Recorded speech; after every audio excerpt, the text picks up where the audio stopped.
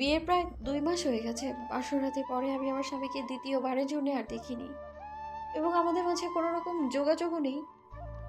নিজের প্রিয় বান্ধবীর এমন জটিল স্বীকারোক্তি পেয়ে স্তব্ধ হয়ে গেল আশা। তোর শ্বশুর শাশুড়ি এই নিয়ে কিছু বলেনি? কি বলবে? শিমু প্রশ্নের বদলে প্রশ্ন করায় কিছুটা রুষ্ট হলো আশা। মেয়েটা চিরকালই এমন, কখনো কোনো কিছু পরিষ্কার করে বলে না। দেখ শিমু, তোদের মধ্যে কি কিছু হয়েছে? আমি এইসব কিছুই জানি না আশা। লোকটাকে আমি বিয়ের আগে একবার মাত্র দেখতে পেয়েছিলাম।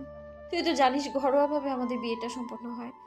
আমরা একে অপরকে ভালো করে চিনতামও না, সেখানে ঝামেলা কেমন করে হবে বলতো?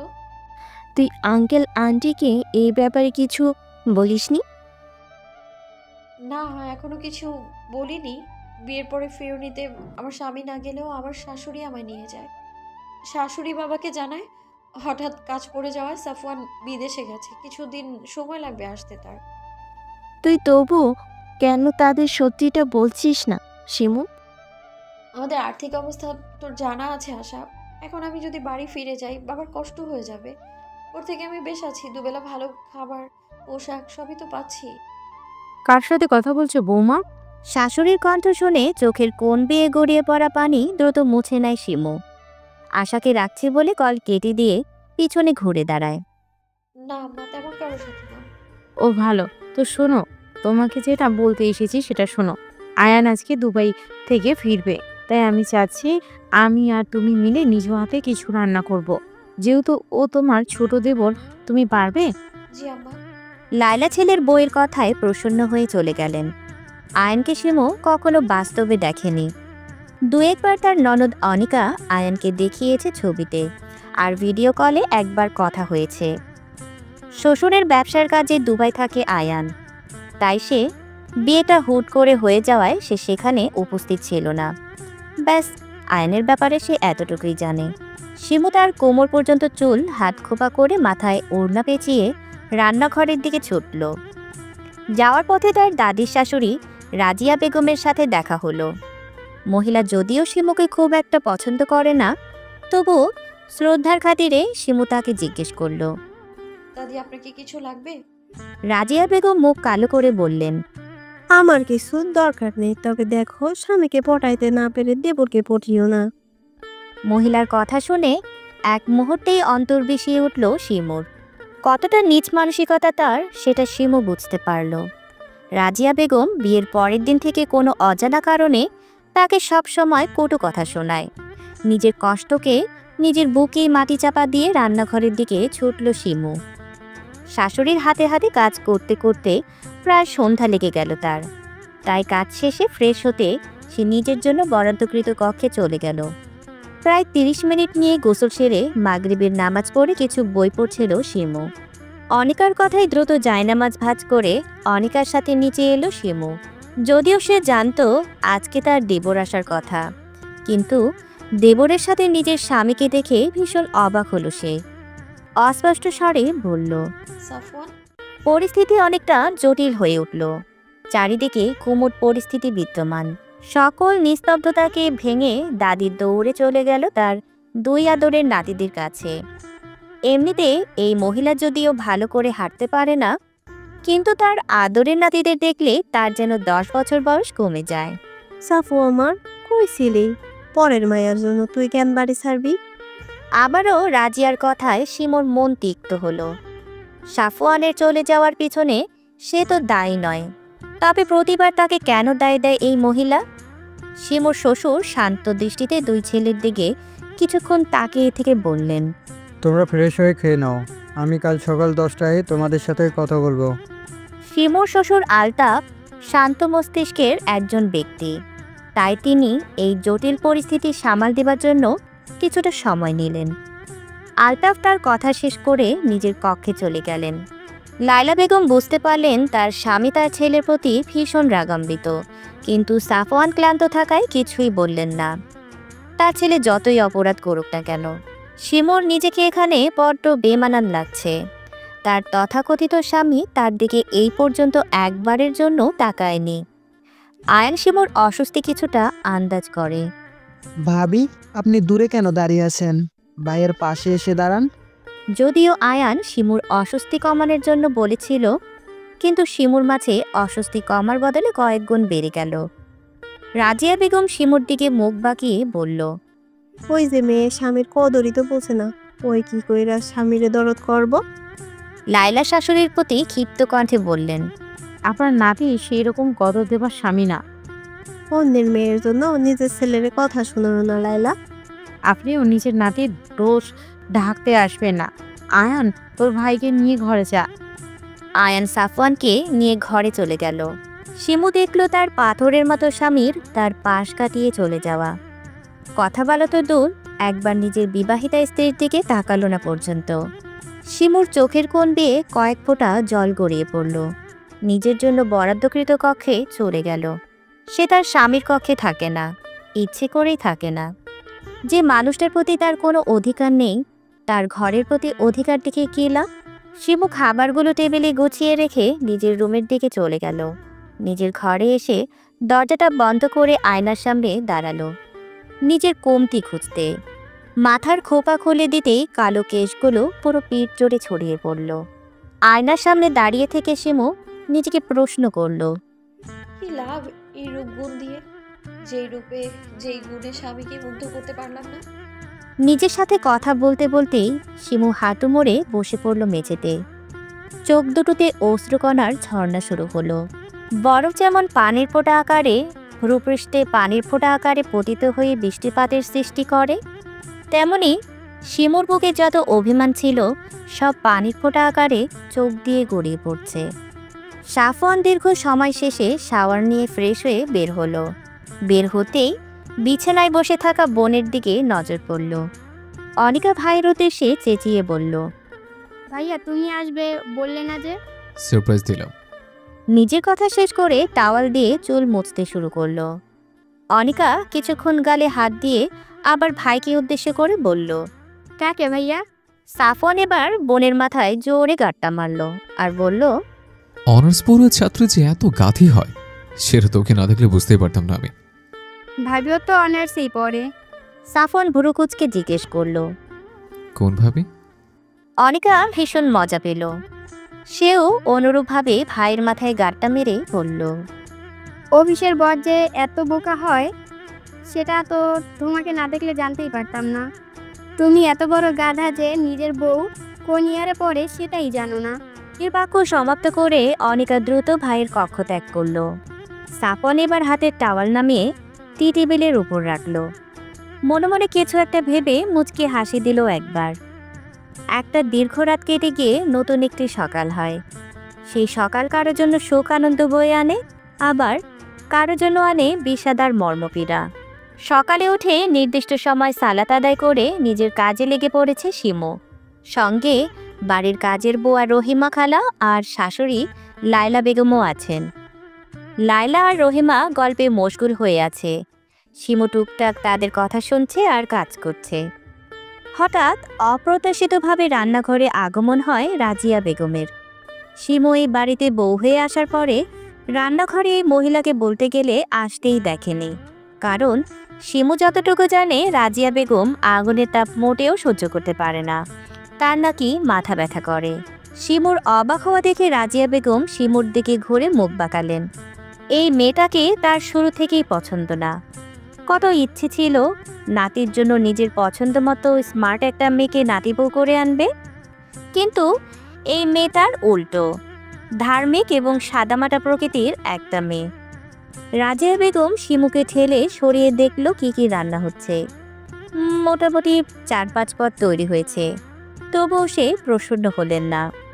লাইলা, আরো 2-1 পদ করতা, আমার নাতিদের কি এই কয়টা পদ দিয়ে আর খাওয়া হবে? শিমু যদিও কিছু মুখে বলতে পারল না, মনে মনে সে ভীষণ ক্ষুব্ধ হলো। মুখে বলা খুবই সহজ, কিন্তু রান্না ঠিক করা ততটাই কষ্টকর। মনে হয় না মা, আমার ছেলেরা সকালে এত খাবার খাবে। ছেলের বউয়ের কথায় রাজিয়া বেগম মুখ কালো করে রান্নাঘর থেকে বের হয়ে গেলেন। মনে মনে ভাবলেন, নিজের ছেলেকে তো হাত করতে পারলেন না, কিন্তু নিজের নাতিকে হাত করে ঠিকই এদের সাজতা করবেন। খাবার টেবিলে সব খাবার গুছিয়ে রাখছিল শিমু আর রহিমা। লাইলা বেগম রুমে গেছেন ফ্রেশ হতে। এর মাঝেই বাড়ির সবাই একে একে খাবার টেবিলে এসে বসতে শুরু করলো। অনিকা চোখ ডলতে ডলতে খাবার টেবিলে এসে বসলো, কিন্তু খাবারের দিকে তাকাতেই তার চোখের থেকে সমস্ত ঘুম উড়ে গেল। ভীষণ খুশি হয়ে খাবারে হাত দিতে যাবে অমনি আয়ান এসে বোনের হাত চাটি মারল। আয়ানের এমন কাজে প্রচণ্ড বিরক্ত হলো অনিকা।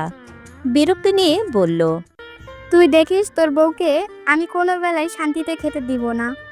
আমার বউ কি তোরটা খাবে নাকি আমারটা? আমি কি তোরটা খাই না বাবারটা? যারটাই খাস, মুটিয়ে যাচ্ছিস, দেখছিস না? আমি মুটিয়ে যাচ্ছি, এত বড় কথা বলতে পারলি তুই? এই থামবি তোরা? বাবার কণ্ঠ পেয়ে দুই ভাই বোন একেবারে চুপ হয়ে গেল, কিন্তু একে অপরের চোখে চোখে শাসাতে মোটেও ভুলল না। শিমু এদের দুই ভাই বোনদের দুষ্টু মিষ্টি ঝগড়া দেখে নিজের বোনেদের কথা চিন্তা করল। শিমুরা 4 বোন। শিমু বড় বোনের বিয়ে হয়েছে 5 বছর আগে। অভাবের সংসার হওয়ায় তার বাবা খুব দ্রুত তার বড় বোনকে বিয়ে দিয়ে দেয়। আর তার ছোট দুজন যমজ বোন আছে, যাদেরকে জন্ম দিতে গিয়ে তার মা পৃথিবীর মায়া ত্যাগ করে চলে যান। শিমু অনুভব করল ওর নিজের বোনদের কথা মনে পড়ছে। এই মেয়ে, দাঁড়িয়ে না থেকে আমাদের খেতে দিবি তো, নাকি না খেয়ে বসে থাকতে হবে? রাজিয়া বেগমের কথায় হুঁশে ফেলল শিমু। ইতিমধ্যে শাশুড়ি বাদে টেবিলের সবাই উপস্থিত। শিমু একে একে সবার প্লেটে খাবার বাড়ছিল। নিজের স্বামীর প্লেটে বাড়তে গিয়ে হাত থেমে গেল। অদৃশ্য জড়তা তাকে আঁকড়ে ধরল। সাফওয়ান শিমুর হাতের দিকে তাকিয়ে রইল কিছুক্ষণ, কিন্তু মুখে টু শব্দটিও করল না। রাজিয়া বেগম বিরক্ত হলেন ভীষণ। শিমু হাত থেকে খাবারের চামচ কেড়ে নিয়ে নিজেই বেড়ে দিলেন প্রাণপ্রিয় নাতিকে। প্রথমবার রাজিয়ার কাজটা মনে মনে ভালো লাগলো শিমুর।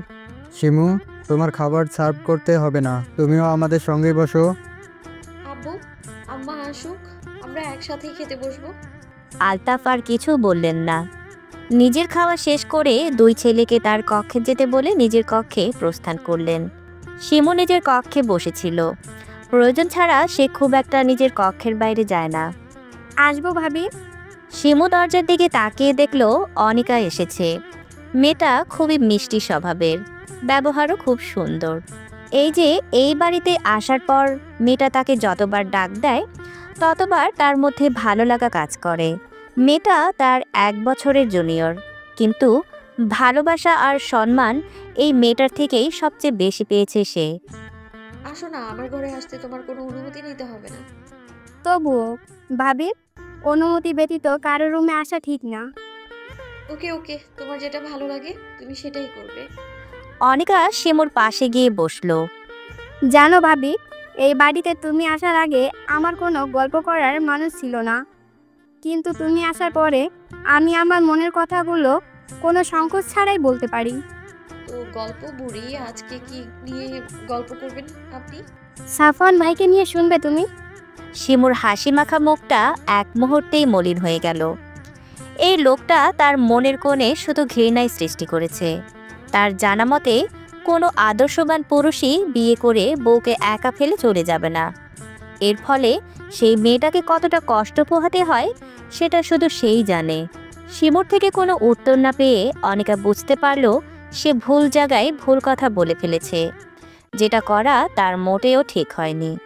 তাই সে নিজের কথাকে অন্যদিকে ঘোরালো।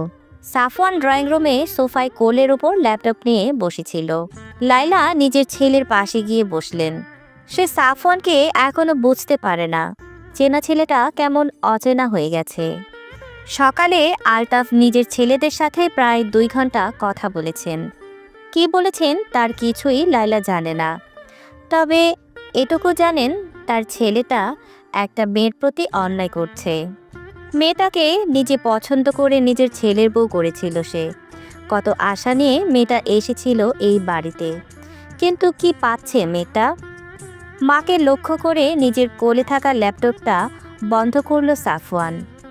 মা কি নিয়ে কথা বলবে সাফওয়ান তার কিছুটা আন্দাজ করতে পারল।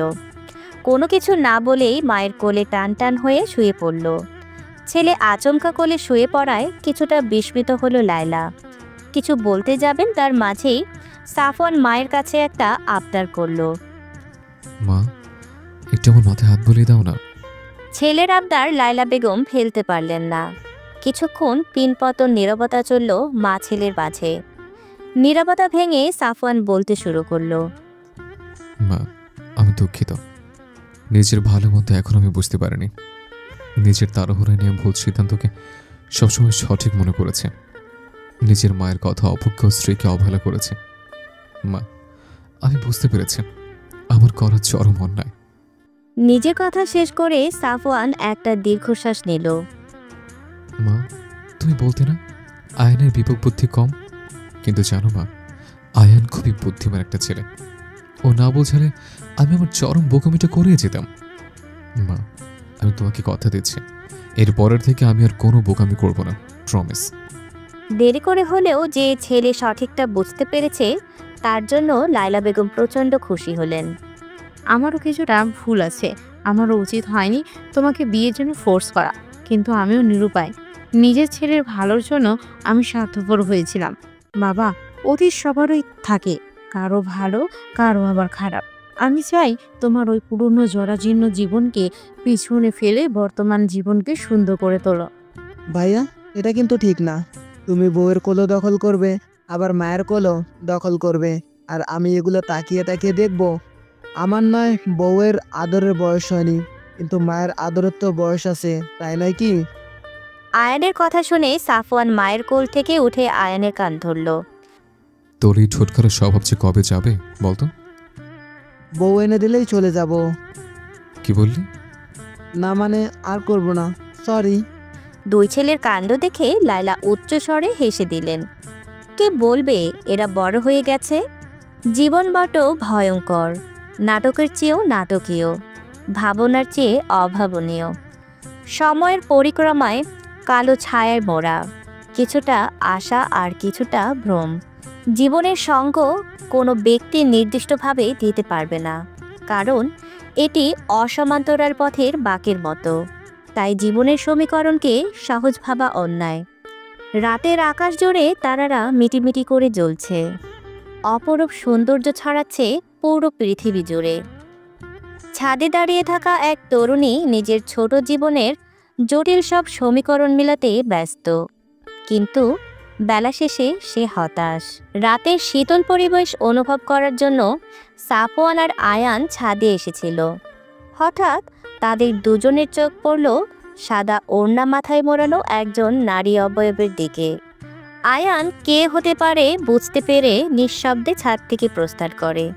ভাইয়ের উপস্থিত বুদ্ধি দেখে সাফওয়ান মনে মনে খুশি হয়।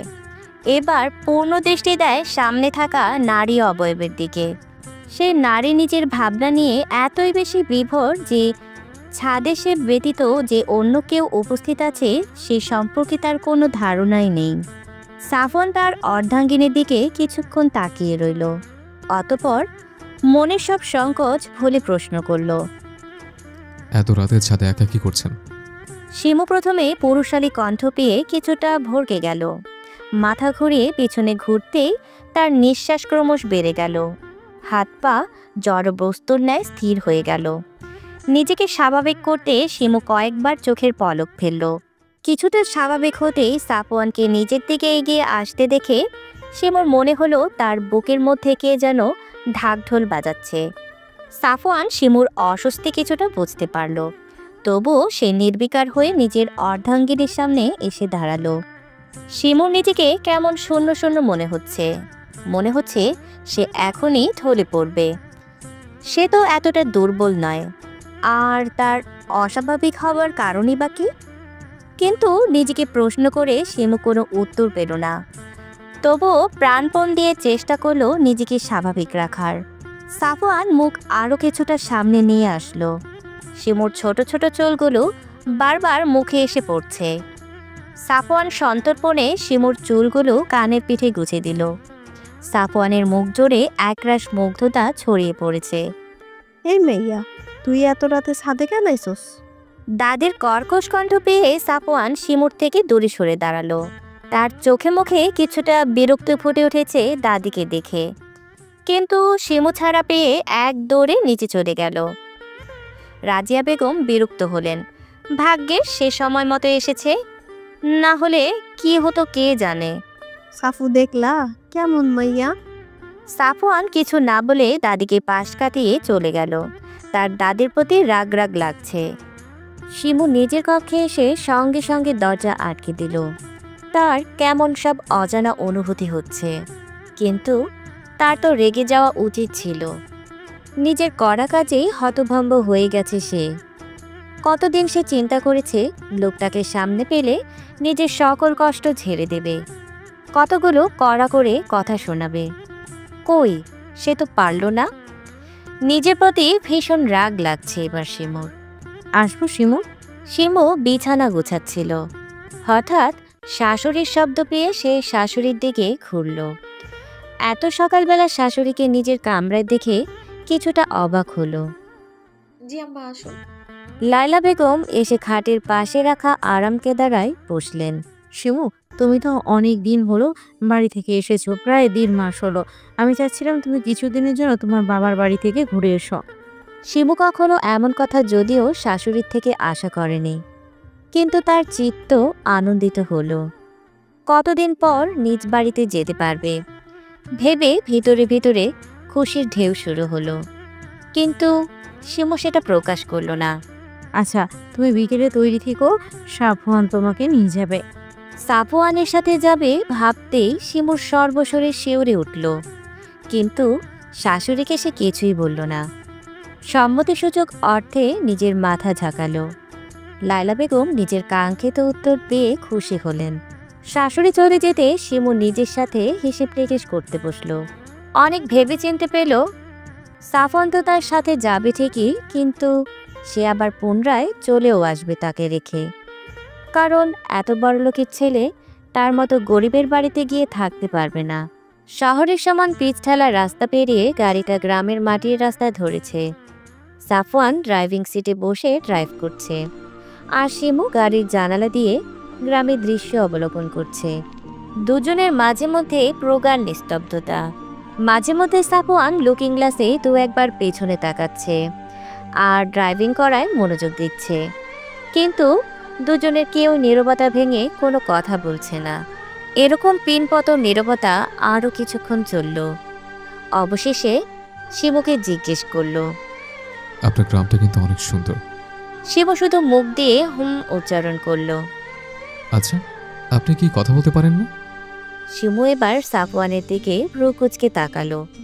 সাফওয়ান মেকি হাসি দিয়ে বলল, আসলে আপনি তখন থেকে চুপচাপ বসে আছেন, তাই বললাম। শিমু এখনো কোনো উত্তর দিল না।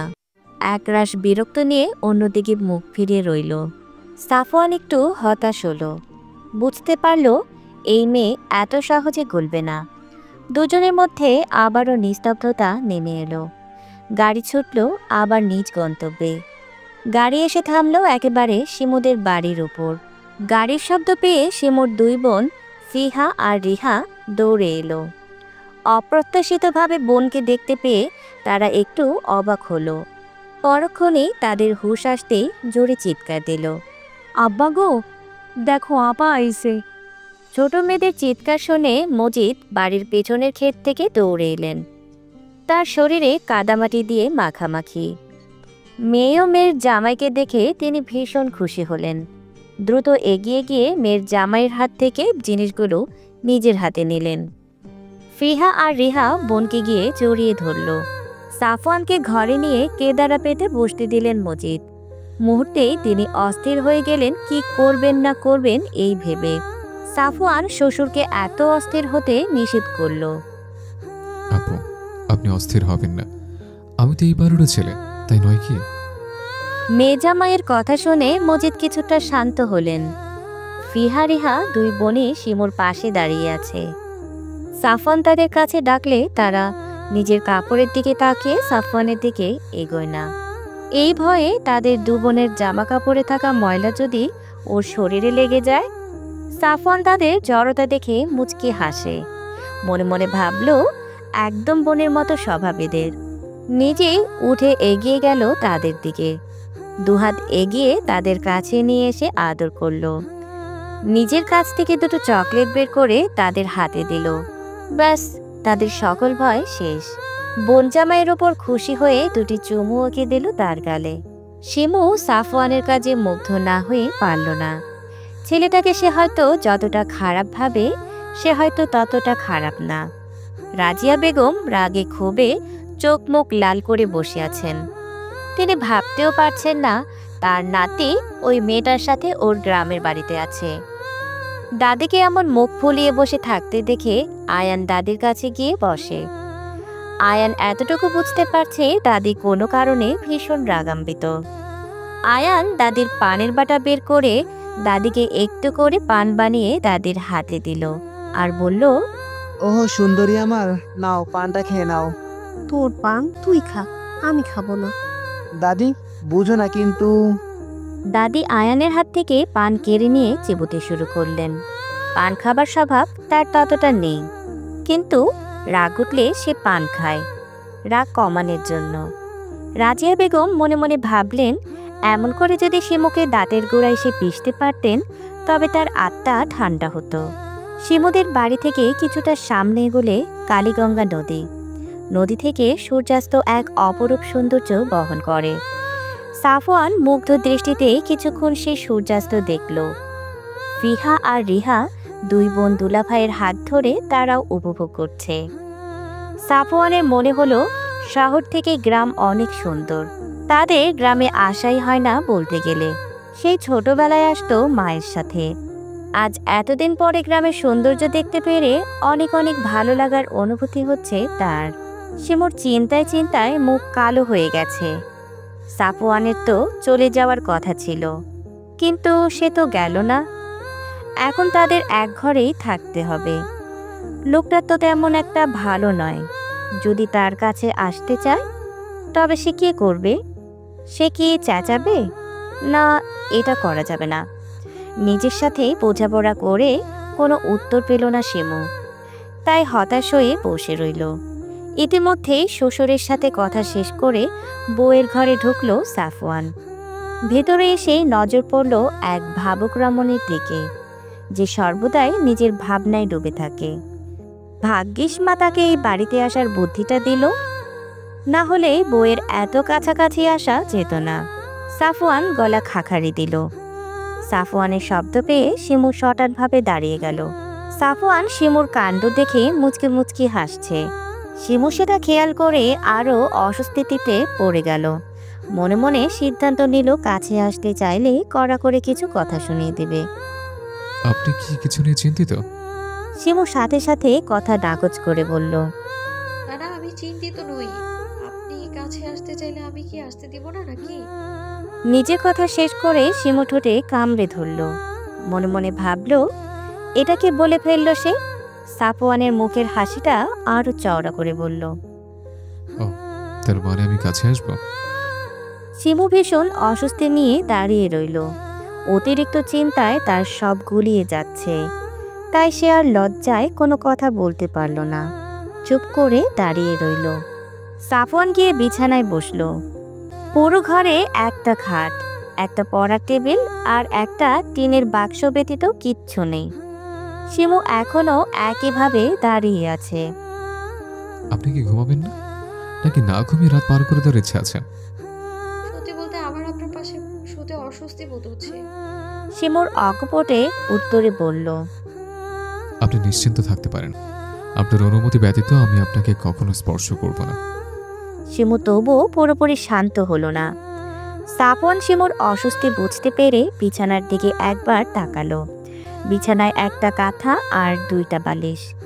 সাফওয়ান বিছানার মাঝ বরাবর কাঁথা ভাঁজ করে লম্বা করে বিছিয়ে বিছানা দুভাগ করল। আপনি এক পাশে থাকবেন, আমি এক পাশে থাকবো। আশা করছি আপনার কোনো অস্বস্তি হবে না।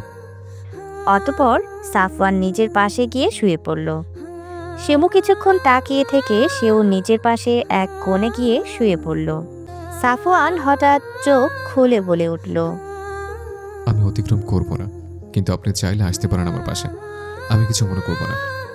শিমু মনে মনে সাফওয়ানকে বেয়াদব বলে গালি দিল। তারপর ক্লান্ত থাকায় চোখ বন্ধ করতেই গভীর ঘুমে তলিয়ে গেল। সাফওয়ান কিছুক্ষণ ঘুমের অভিনয় করে শুয়েছিল। শিমু ঘুমিয়েছে বুঝতে পেরে সাফওয়ান চোখ মেলল। মেয়েটা তার দিক পিট করে শুয়ে আছে। সাফওয়ান আস্তে করে বিছানা ছেড়ে উঠল। শিমু যে পাশ করে শুয়েছিল উঠে সে পাশে গিয়ে দাঁড়ালো। শিমু গভীর ঘুমে তলিয়ে থাকায় সে বুঝতেও পারল না তার দিকে কেউ গভীরভাবে তাকিয়ে আছে। সাফওয়ান শিমুর ঘুমের সুযোগ নিয়ে মুগ্ধ চোখে তাকিয়ে রইল। নিজের করা ভুলগুলো চরমভাবে অনুভব করল। আজকে তাদের সম্পর্ক সাধারণ স্বামী স্ত্রীর মতো হতে পারত, কিন্তু সে তো নিজের রাগ ক্ষোভকে প্রাধান্য দিয়ে চলে গেছিল। কোনো মেয়ে চাইবে না তার স্বামী তাকে বিয়ের পরে একা ফেলে চলে যাক। মেয়েটার সাথে এটুকু সময় থেকে সে যতটুকু বুঝতে পেরেছে, মেয়েটা ভীষণ চাপা স্বভাবের। বুক ফাটবে কিন্তু মুখে ফুটবে না। সাফওয়ানের খুব ইচ্ছে করলো নিজের হাত বাড়িয়ে শিমুর গাল স্পর্শ করার, কিন্তু পরক্ষণেই নিজের করা ওয়াদার কথা মনে করে হাত সরিয়ে নিল। যখন সব সেই শুরু করেছে তখন সেই শিমুর ভালোবাসা জয় করে নেবে, এতে যতই তারে কাঠখড় পোড়াতে হোক না কেন তাকে। সকালে আজানের আওয়াজ পেয়ে ঘুম ছুটে গেল শিমুর। নিজের দিকে তাকাতেই অবাক হলো, তার শরীরে কাঁথা দিয়ে জড়ানো। সাফওয়ান নিজের নির্দিষ্ট জায়গায় ঘুমিয়ে আছে। নিজের স্বামীর দিকে একবার গভীর দৃষ্টিতে তাকালো শিমু। ফর্সা মুখে কালো কালো ছোট ছোট চাপদারিতে ভীষণ সুন্দর লাগছে ছেলেটাকে। সাফওয়ানের মুখের দিকে তাকিয়ে থেকে কি করছিল বুঝতে পেরে নিজেকে গালি দিতে দিতে ওযু করতে ঘর থেকে বেরিয়ে গেল। টিনের ফাঁক ফোকর দিয়ে রোদের আলো এসে পড়ছিল সাফওয়ানের ওপর। সেই আলোতেই সাফওয়ানের ঘুম ভেঙে গেল। সাফওয়ান আশেপাশে তাকালো একবার, শিমু ঘরে নেই। সাফওয়ান বিছানা থেকে উঠে ঘর থেকে বাহিরে বের হলো। তার ছোট দুই শালিকা হাতে বল নিয়ে দৌড়াদৌড়ি করছে। শিমু রান্না করছে। রান্নাঘরে তার শ্বশুর এটা ওটা এগিয়ে দিচ্ছে। সাফওয়ান অনুভব করলো তার শাশুড়ি থাকলে হয়তো তার আদরটা আরো কয়েক গুণ বেড়ে যেত। সাফওয়ান শালিকাদের কাছে গেল। ফিহা আর রিহা সাফওয়ানকে কাছে পেয়ে বায়না করলো তাদের সাথে বল খেলতে। সাফওয়ান তাদের অনুরোধ ফেলতে পারল না, আড়ালে চলে গেল। ফিহা রিহা আনতে যেতে চাইলে সাফওয়ান তাদের রেখে নিজেই বল আনতে গেল। ঝোপড়ার নিচে নিচু হয়ে বল আনতে গিয়ে ভুলবশত ঝোপড়ার কাঁটা পরনের শার্ট ভেদ করে পিঠে ঢুকে গেলে ব্যথায় মুখ থেকে শব্দ বের হয়ে এলো সাফওয়ানের। তবুও কষ্ট করে বলটা উদ্ধার করে শালিকাদের হাতে ধরিয়ে দিল। রিহা রক্ত দেখে ভয় পেয়ে চিৎকার করে উঠল।